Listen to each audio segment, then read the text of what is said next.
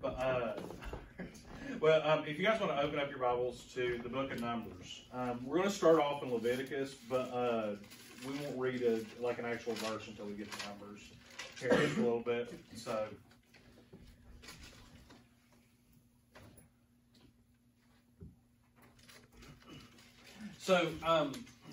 most people have read Genesis and Exodus at some point, or they've heard a lot about it. We're doing this series now, like on the law, and we're going to be looking for a couple weeks at Leviticus, Numbers, and Deuteronomy. These are some books that not a lot of people have actually read much in, or have spent a lot of time in. If you've ever done a reading plan that just goes straight through the Bible, most people get bogged down in Leviticus, and like that kills their reading plan. Because it's a really cool book, but it is it's hard reading. Because it's a lot of laws and regulations and stuff that really doesn't apply to us. It's a cool study, but it's and there's some really important stuff in it. But a lot of it doesn't totally get to us, and we're not going to spend a huge amount of time actually in the book of Leviticus. But there are a few things that you guys need to know kind of about this book. It covers about a month. That's all the time it actually covers. And it is it's like from the time that they actually build the tabernacle after Moses comes down to the time that they leave Mount Sinai, where God is, where God's like meeting with Moses. And this is a really like religious book. This is a book about regulations, and this is a book about, well, Jade, she said something about her neighbor, so she has to kill a turtle dove this way, or she can't be forgiven. Literally, that's a lot of what the book is like. It's like, Luke has thrown basketballs at people, so he has to kill a small goat this way. And and this sounds really strange to us because we don't have to do that. But it was a daily part of life to them. And the book is kind of broke up into two halves when you look at the different regulations. Leviticus 1 through 18 kind of talks about the sacrifices that you need to make to get to God and to get closer to God. And then 19 through 27 is kind of about your walk with God. Like, this is kind of the forgiveness area up here, and then this is kind of the area where you deal with, like, how to be right with it. And like, if you do mess up, how to handle that.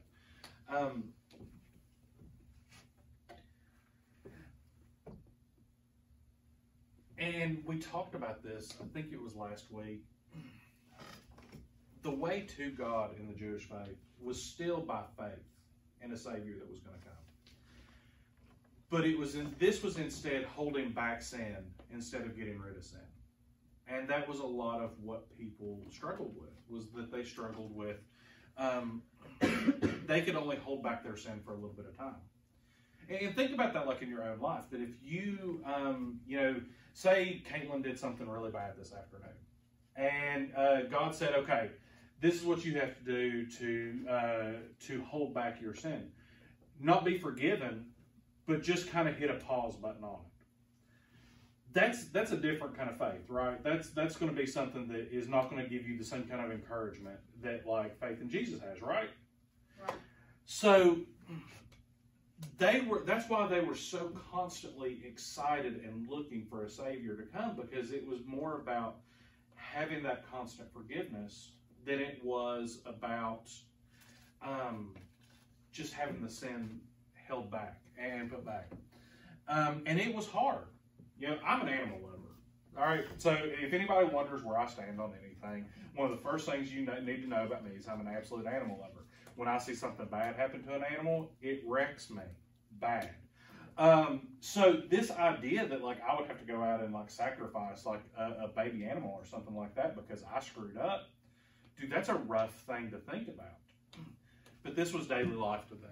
This was what this was just constant in their daily lives. One of the other things about this book, and moving forward throughout the entire rest of the Bible, something that you guys need to kind of understand about the Jewish life and the Jewish faith. There are these things, okay, the numbers are barely on there. the Jewish people loved to party. All right, so they loved to party, they loved to eat, and they had these 7 feasts throughout the year. Leviticus talks about these. Now, there is deep meaning behind every one of these that we just cannot get into. But they have the Passover feast.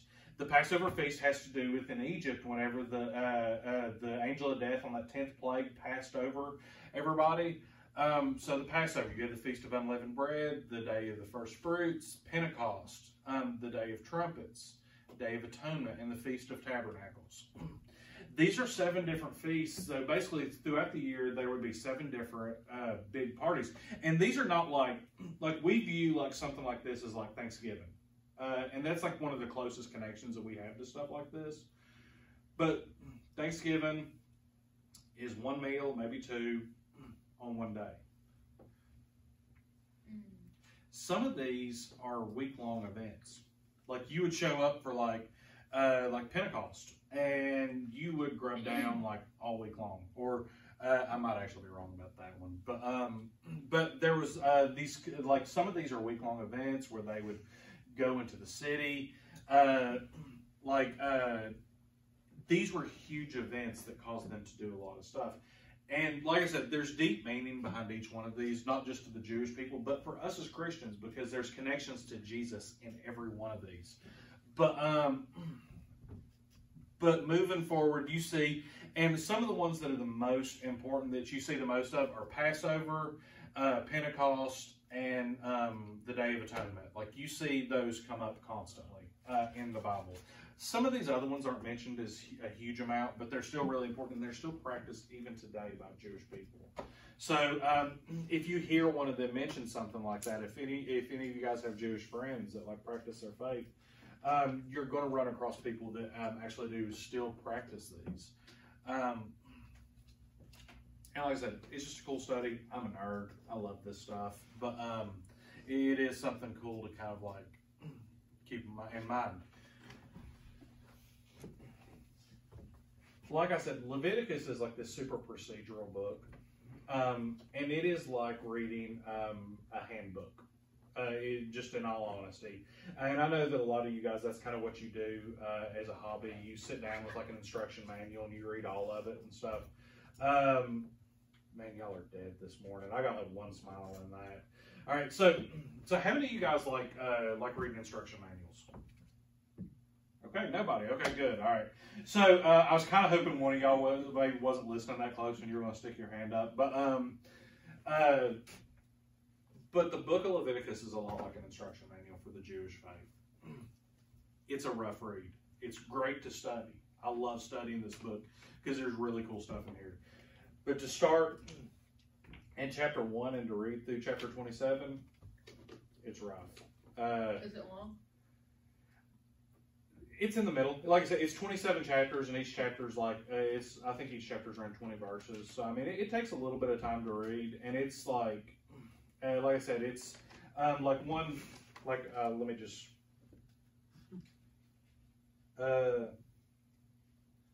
so like, here's just, and when you reap the harvest of your land, you shall not wholly reap the corners of the field, and neither shalt thou gather the gatherings of the harvest, and thou shalt not glean the vineyard, neither shalt thou gather every grape of the vineyard, thou shalt leave them for the poor and stranger. I am the Lord your God. You shall not steal, neither deal falsely, neither lie one to another. Is that one verse? 2. Oh. But it is, that's kind of like how the whole book pretty much is laid out. It's like, shouldn't do this, shouldn't do this, do this. And it's like, I don't think we really have any farmers in here. Mason's not in here today, but it's, how many of y'all have vineyards? What's that? Like grape farm. So, nobody has vineyards? Okay, so that's kind of, that verse doesn't really apply to us that much, does it?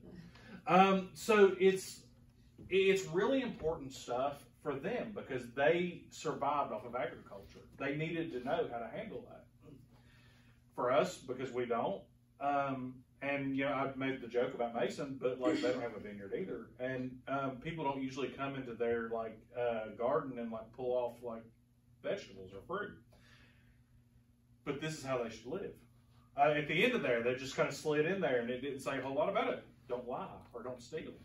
So, hey, guys, don't lie or don't steal. But show kindness for the poor. Huh? Show kindness for the poor. Show kindness for the poor, yes. There's a lot of really awesome stuff that you can learn about the Jewish culture from this book. Do I think that it's like the easiest, like casual reading? No. But it is great study. And that's something, we've talked about the difference between study and reading. Study this book deeply. Read it for your reading plan, but I don't know how many times you guys are going to come back and be like, you know what, I just think I'm going to read the book of Leviticus today. I will be honest, I have actually done that once in my life. I sat down and read through the book of Leviticus in a day, and it was rough. It was really rough. It was more just to complete it.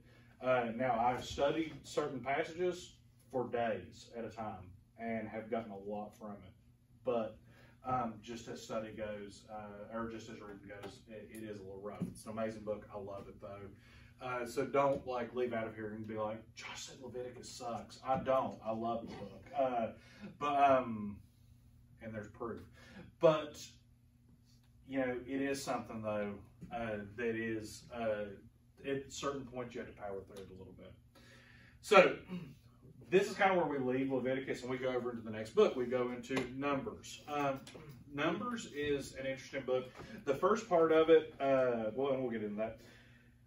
And we're only going to get through about half of Numbers today. Then we'll cover the second half of Numbers and Deuteronomy next week. And we'll cover 3 books in 2 days, which is a personal record for me. The book of Numbers covers about 39 years.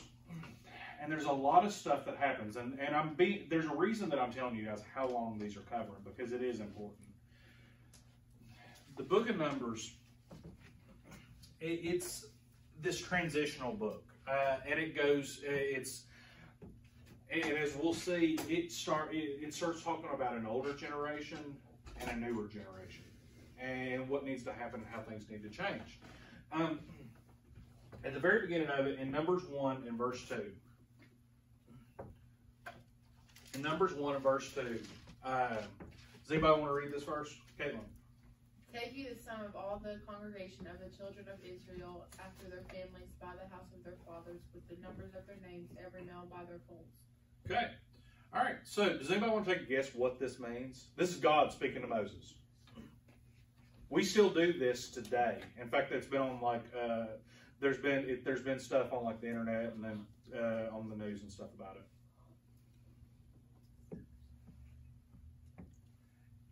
The census. Yes, it's a census.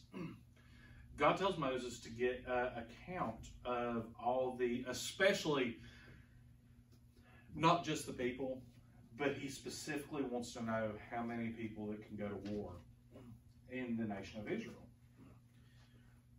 So in the first 9 chapters of Numbers, it's a lot of names and a lot of numbers. That's where the book gets its name. But and they go through and they count up and they decide how many people that they have.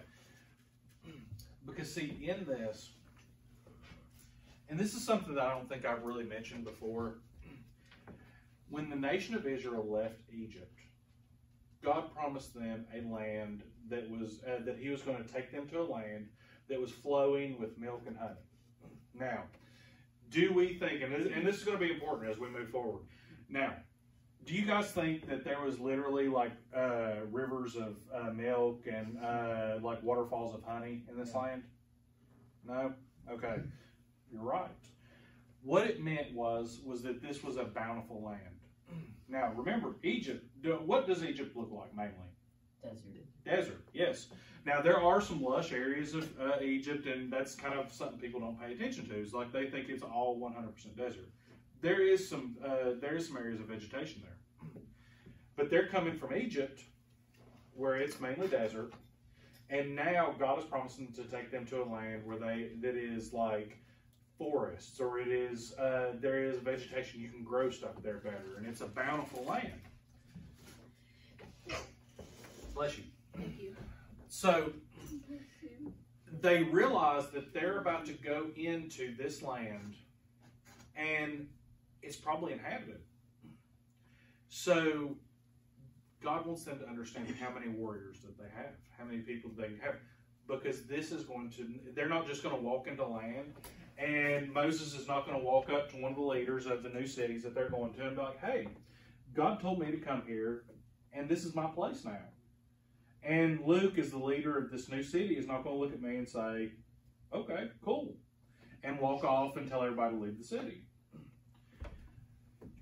They realize that they're going to have to actually go in and they're going to have to take the city. So, they need to know how many people there are going to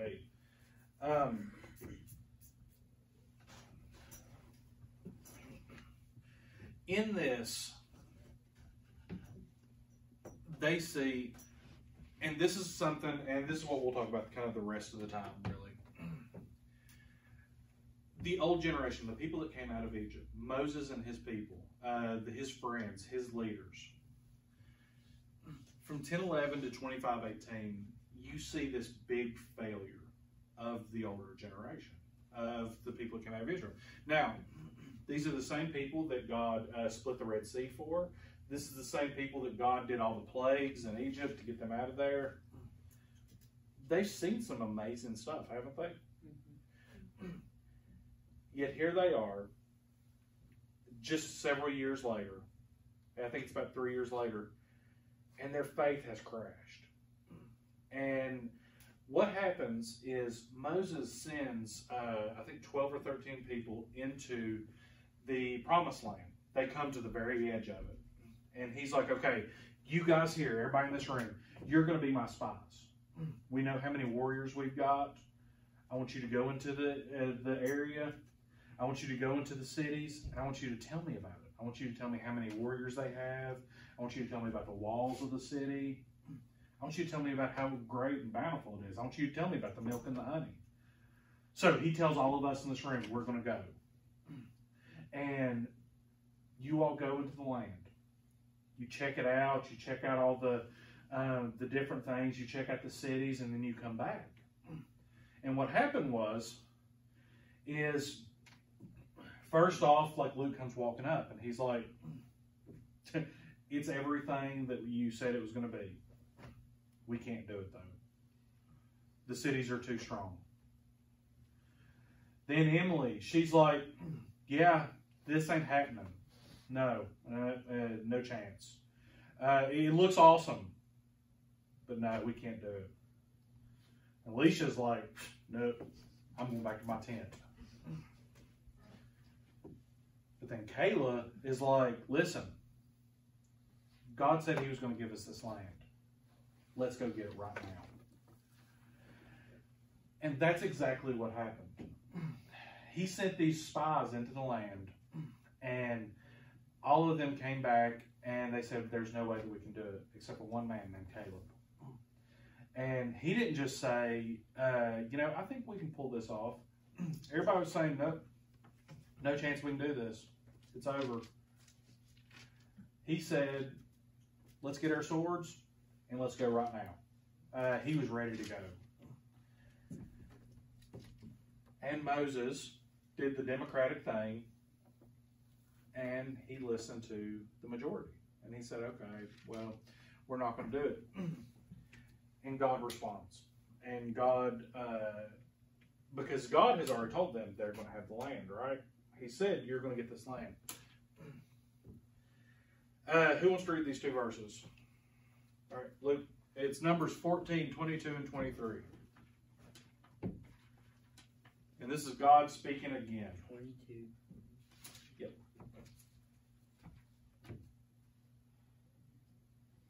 But all those men which have seen my glory and my miracles which I did in Egypt and in the wilderness, and have tempted me now these 10 times, and have not hearkened to my voice, surely they shall not see the land which I shall unto their fathers, neither shall any of them provoke me see it. Okay. So what happened here is God's fed up. They have tempted him, or they have kind of tried him and gone against him 10 times. And the last straw was he promised to give them this land, and they said they couldn't do it. So God made this command. God made this decree, and He kind of like my Bible actually outlines it this way. It says that He curses the people, and He says that none of the people that came out of Egypt will see the land that He promised them. That's a big deal. So He's brought all these people out of Egypt, and He's just told them, none of you guys that came out of Egypt are going to get to go into the land I promised. So, yeah. What about Caleb? Did he get to? Caleb, and I don't think he did, because God said none of them that did. Alicia? Verse 38, but Joshua the son of Nun and Caleb the son of Jephunneh, which were of the men that went to search the land, lived still. Okay, all right, cool. So I think they did. I forget kind of how that worked, but yeah. So Joshua and Caleb did, and Joshua is one of the next books we'll get to. But I forget if he was born afterwards or not. But think about how dark of a time this was, though. God had just told them, all right, I brought you out of this place, but none of you guys are going to get the blessing that I told you. None of you guys are going to get to embrace this because you kept challenging me. And now, let's say, all right, this half of the room is the older generation, all right? This half of the room is the newer generation. So you guys know that you're not going to get to go to the new land, to the promised land, until all y'all die. So y'all are sitting here and you're like, man, I've got nothing I'm living for. We're just kind of hanging out here in the wilderness now. And you guys are over here and you're like, man, would you just die? And I know that sounds crazy, but that's legitimately what it was like. And I mean, this is like, you have kids looking at like parents and they're like, man, I'm ready to get that milk and honey. You have friends like, Jade over here, she's part of the new generation, and her best friend Caitlin is part of the older generation. She's like, man, I'm going to miss you, but go away. And it's a really dark time for a lot of struggles. So it enters into this really rough time. Because this new generation is ready to step up. And this new generation is ready to go and to take the land. You have people like Caleb and Joshua that are a part of the older generation that they have faith. And they're ready to lead the people. You have someone like Moses, who's the leader, that realizes he's got to die before all this can happen. It's not a very good time. And like next week we're gonna like kind of look at like the new generation, how that ends up and how they get ready to go into the new land. But this is this really weird time, and Israel goes through a lot of really dark times in their history. The majority of Israel's history in the Bible is just really all of Israel's history, period, is times of blessing and times of failure and times of darkness. This is one of the first big times of darkness for their nation once they kind of are established as a people. So it is, and when we start going through this, and I'm going to say this and kind of finish up on this, we'll be done a little early today. When you're going through the Bible and you're reading about stories like this is the kind of mindset you need to think about.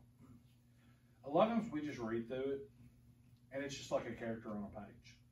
And we don't think about the real people in the story.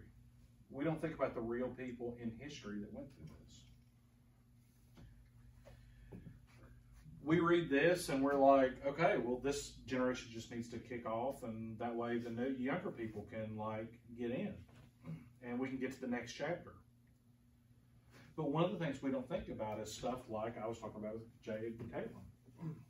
Here are two people that love each other, and they're having to deal with the struggle that Jade wants to go into the promised land, but she also realizes that she's going to lose someone she loves before she can get there. That's a lot of struggle, isn't it? You know, what if I told you guys today that, you know, someone you love has to pass away before Jesus comes back? You know, he's not going to come back before someone you care about passes away. You're going to be really torn about that, aren't you? You know, you want to be in heaven, you want to be with God, but you don't want to lose this person. This is the kind of stuff that they were going through. And we're really quick to be harsh on Israel. And I'm one of the first people to do that. You know, but think about like what they were dealing with, and think about the fact that they were dealing with this and they were still faithful to God. Caitlin knew she had been cursed and she was never going to see the promised land. But she still continued to follow God. That's faith. And that's something that we need to embrace more of. So, any questions or anything kind of on where we're at on this?